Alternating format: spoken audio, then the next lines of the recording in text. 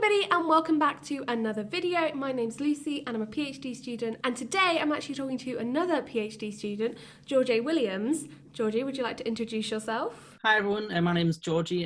I'm going into my second year of my PhD at Birmingham University. I study Gothic theatre. In particular, I study the Gothic in political theatre and contemporary forms of political performance, be that drama or live art as protest and that kind of thing.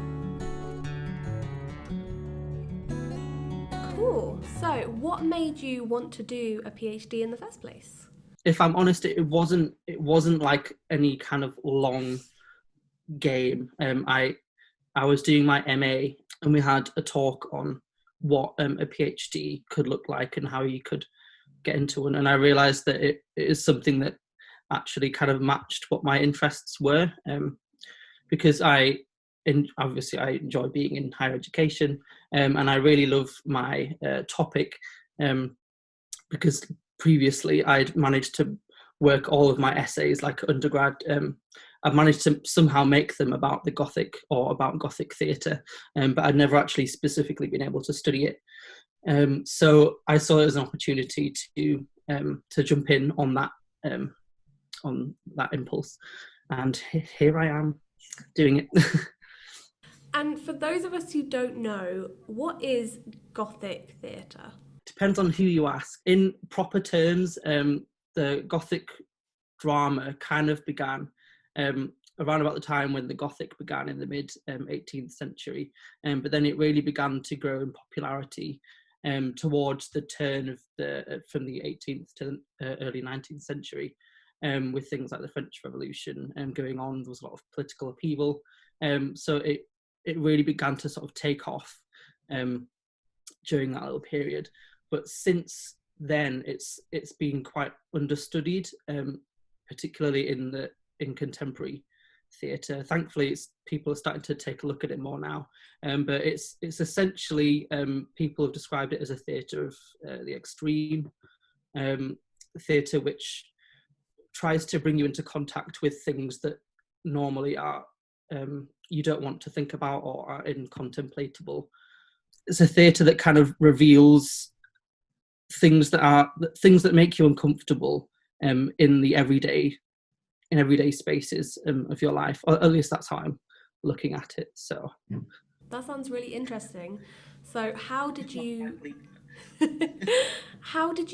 pick your topic? Like, how did you find your topic? Because this is a question I get asked quite a lot on my Instagram, and people are like, I really want to do a PhD, but I don't know my topic, or my topic's already been done. So how did you pick your topic? So Gothic and horror is one of my biggest interests, and theatre is one of my oldest interests. So I was kind of lucky that they kind of converged in that way, because Gothic theatre is quite understudied relatively. I was quite lucky, so I knew that would be what I wanted to do.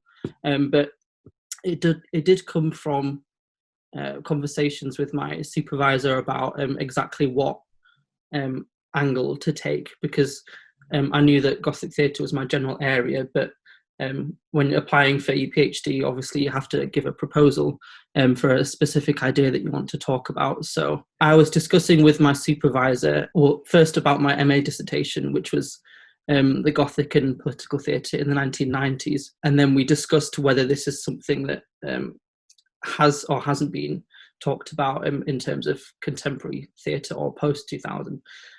So it was from there that I decided if I can do my MA Dis on this topic, then that will hopefully lead me into what I do now. So it was kind of an organic conversation that I had with my supervisor, and also just being lucky that what I was passionate about, there was a space, if you can call it that. Weirdly, I had a similar thing. So for my master's dissertations, I did romance novels of the 1990s, and now I'm looking at queer romance novels of the 21st century. So it's like, oh, just move along a little bit. But what have you found most enjoyable about doing the PhD so far? I think being able to just have a period where you can just sort of sit and marinate in your curiosity about the subject. So think about what you're drawn to and just have the time to read through things and to just learn is something which I'm continually excited by it because it's a position that not a lot of people can have. I think another thing I really love about the PhD process so far is just the community that I've met, especially at Birmingham, which is quite a big university, and there's quite a big academic community at Birmingham. I've just been able to meet loads of people who are studying things close to my field or even who aren't, and it's just a nice place to be in, where you have a community of people who are in the sort of in the same boat but at different stages, and you can just talk about things that you enjoy. It's a luxury. I would agree with that. I've actually never, so I've been to 2 universities before, and I would say for me, Birmingham is the one, certainly within kind of the department, so EDAX, which I think you also fall under. It is a real community, and there's so much going on, and there's so many things to get involved with, both sort of more socially and then more purely academic, kind of depending on what you want to do. One of the things that drew me to Birmingham was that there are so many different things going on. There's just so many. There's so many PhD students, and there's so many different. There's so much. There's such a range of expertise in all of the, especially in EDAX. I mean, I don't know about the other colleges, but I assume that there is a range of expertise in those colleges. It really was one of the biggest pluses. So what does a typical day look like for you as a PhD student, or is there no such thing as a typical day? I could describe what a typical day might have looked like before COVID, which I think is drastically different to what it looks like now. But I probably will get quite sad describing the before, so I'll describe the after. So right now, what I do, I'm trying to limit my work to Monday to Friday. Even some people say that you have to treat it like a job, which has its merits, but sometimes that doesn't quite work out, especially because I'm so attached to my subject. But what I do is I divide my day into 3 sections. So I'll get up, have my breakfast, and I'll write down a plan of what I want to do by the end of the day. And then I'll think, okay, how can I achieve this in 3 little blocks? So I will maybe try and do some reading for like 2 hours in the morning, and then I'll have lunch. And then I'll try and do some writing in the afternoon until around 3 or 4 o'clock. And then in the evening, I'll try and do some editing. But a lot of the time, reading can take longer than you realise, or the writing doesn't go to plan. So what I've taken to doing is I've been having little sort of backup points where I think, okay, if this goes wrong, I will continue with this, or I will deliberately move on from it and come back to it later. Because I think especially now with what's just wildly, all of this that's happening in the world, it's really easy to feel like you're not doing enough, or that what you're doing isn't correct. And I think if you can build into your working day ways to move past that and to just sort of keep working through it, then you can avoid that sort of building up of feelings that what you're doing is just nonsense when it isn't. That's pretty much, to be fair, what it looked like before COVID as well. So just in different locations, probably. Yeah. Yeah, I found the biggest change for me is before COVID, I was able to do a lot of writing and reading, and kind of since COVID, I just don't have that focus anymore. So instead I'm doing a lot of my data work, but I'm quite lucky I do a subject where there is data work. So I've been focusing on my data work, my data entries, which to start with, I was like, this is not productive. This is not what I should be doing. And then my supervisors, and I'd like go to my supervision and be like, I haven't done anything. It's been awful. And then they were like, okay, well, just walk us through. And I'd be like, well, I've done this. And I kind of did this. And like, so you did this and you organized this. And they're like, you are doing stuff. Like, claim that as work. You're still like contributing to your PhD. So easy to convince yourself that no matter what you're doing, you could be doing something else or something more. But I think it's just that sort of forward-looking mindset that we have of always looking for where we're going and what the work we're doing now is going to bring us to. But yeah, I relate. What have you found most challenging about doing a PhD? Again, quite a lot, because it is quite a challenging thing, isn't it? I guess something that I've found challenging, and I think this is probably just to do with who I am as a person, but it's easy to get into a position where the project that you're doing is kind of aligned with your identity. So if you feel like you're falling behind, or if you feel like you're not getting somewhere with a specific line of questioning, then it's easy for that to fall back onto a judgment of you as a person. So you start to think, oh, it's because I'm the problem. So I think that sort of self-doubt is something that's kind of endemic to the process, which is something that I think a lot of people have difficulties with. Certainly my supervisors they now expect a paragraph every time I submit something saying, I really tried to do this, but I got sidetracked, or I couldn't get past this. They now kind of expect it. And thankfully, they are really nice about it, because it's something that they know is something that all PhDs pretty much go through. I always advocate on my channel, like, treat a PhD like a job, try to do 9 to 5, take your holidays, don't work weekends. But the thing is, it is a job, but it's also a vocation. Like, a lot of the times people who do PhDs are passionate about subjects, so we do pour a lot of ourselves into it, or we want to work that extra hour or that weekend. Like, even though I've been on a 3-week holiday, when I've come across something to do with queer romances, I've just gone, oh, I'll just make a quick note, I'll just tap into this thing.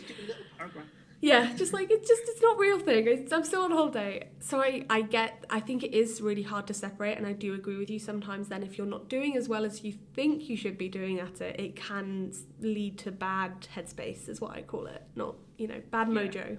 I don't know if it's something that will ever go away. I think it's something that it's good to try and be aware of from the start of the process, because I've seen people on Twitter who are like 10, 15 years out of the PhD, and they have, academic jobs, and even that still plagues them, that mindset of self-doubt. So it's not something that's personal to you. It's just, it happens in the sort of in the culture of doing a PhD. So what is one place, obviously in normal times, that you think someone should visit when they come to Birmingham? I'm glad you said in normal times, because usually I encourage people to visit theatres, which is kind of complicated at the moment. But I would say, specifically in Birmingham, I'm not sure if they will be doing it now this year, obviously, because there are lots of economic factors inhibiting what theatres can do. But the Birmingham Rep, every year they do a Foundry Festival, which is basically they support young and up-and-coming artists to put on theatre shows for free. So I think they pay for like the production, and tickets are free. But it's just like a whole month full of just such a huge, rich array of different productions that you can go and see. So I would definitely say Google the Foundry Festival. When it's back, go to it, and yeah, just go see theatre if you can. I know recently a lot of the theatre companies, they've been putting their stuff online, or like YouTube or BBC iPlayer. Is there any like particular production you think that someone should go find and go see now they've got the chance? There are lots. At the moment, I am writing about and watching Albion, which is a play by Mike Bartlett. It's on BBC iPlayer. What else is there? There is lots. The National Theatre, I think they still have some things up. I'm not sure if they're still available now. Final question. What is one piece of advice you would give to prospective PhD students, whether that's people starting this year and obviously it being a bit different, or just in general? One thing that I would say is don't be afraid to ask questions or ask for help, because especially when you're first starting, it is sort of necessarily a period where you're trying to figure out what you're going to do. And that leads to a lot of uncertainty, I think. And it can sometimes feel like you should already know everything about your topic, but when you start, you realise that you actually know comparatively little. So when I started, I felt embarrassed to be asking questions about what I felt were fundamental things about my topic, when actually it's exactly the time to ask questions and ask for help. And again, as I said earlier, this is something that people decades into careers in academia continue to do. It's not anything that means that you're somehow less of a scholar or any worse a student. You just just don't be afraid to ask questions, ask for help. I think that's a really good piece of advice. I actually also think sometimes asking questions can make you a better scholar, because at the end of the day, if you're an academic, your job is to question things and to question the status quo. So get comfortable asking questions and challenging and being like, hey, that doesn't quite make sense to me, and because you never know, it might lead to something wonderful. It's the time to flex your question asking muscle. Just question everything and you'll get there one day. Well, thank you so much for talking to me. Anything you'd like to add, or where can people find you on the internet? Thank you for having me. You can find me on Twitter. I'm quite active on Twitter. I'm at Gheorghe_L_W. And yeah, just get in touch, drop into the DM, ask me any questions about PhD life or my topic or what have you. But yeah, thanks for having me. Brilliant. Okay, everybody, I hope you found this video useful and as interesting as I did, and I will see you next Sunday. Bye!